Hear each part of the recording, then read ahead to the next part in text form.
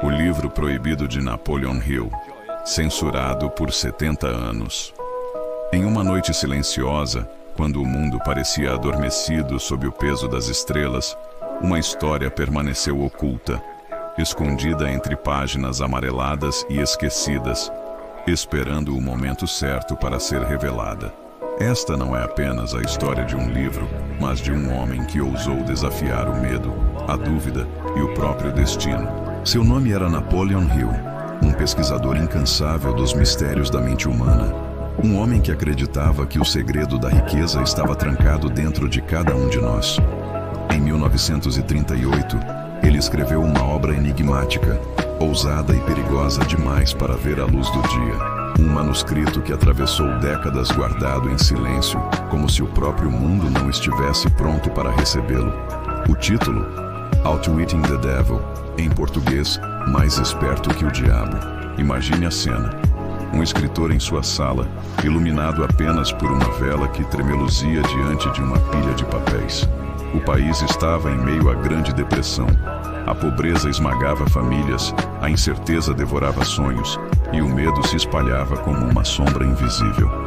Hill, que já havia passado anos entrevistando os homens mais poderosos e bem-sucedidos da época, acreditava ter descoberto algo além da simples estratégia de negócios.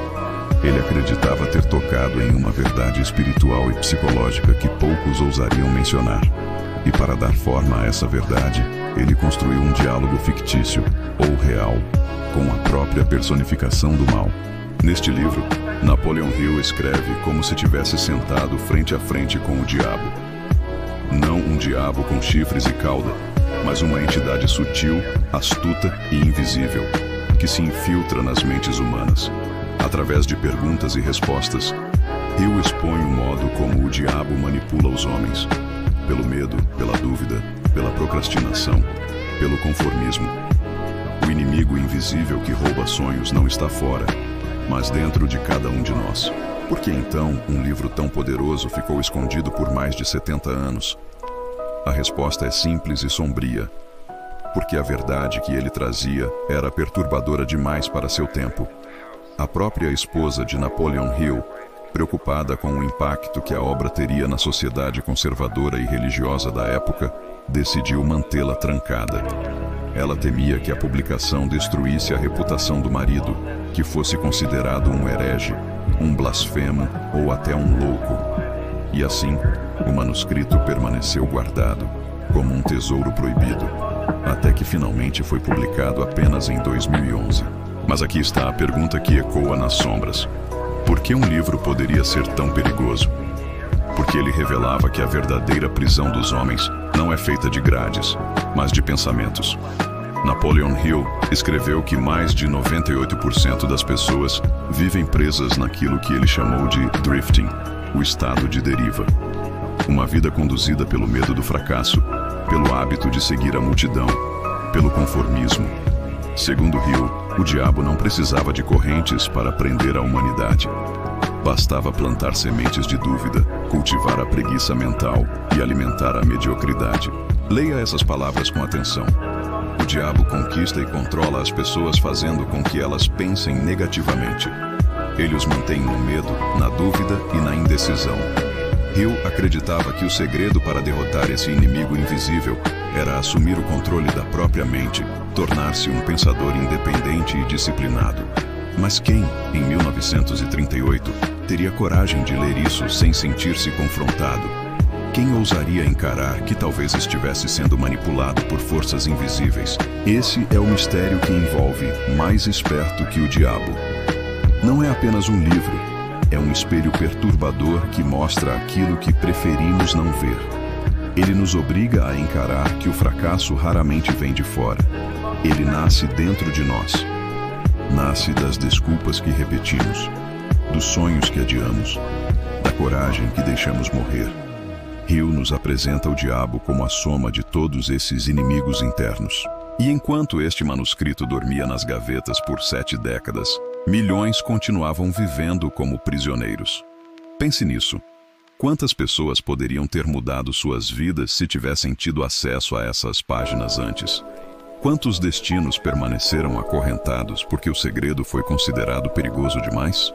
Quando o livro finalmente foi publicado em 2011, o mundo já estava diferente.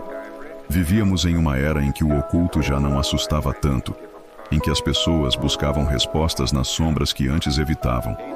E foi assim que Outwitting the Devil explodiu como uma revelação tardia. Muitos leitores disseram que se sentiram desnudos, como se Hill tivesse escrito diretamente para eles. Outros sentiram medo, um desconforto profundo ao perceber que talvez suas vidas fossem guiadas por forças invisíveis. Mas Napoleon Hill não escreveu para causar medo. Ele escreveu para libertar.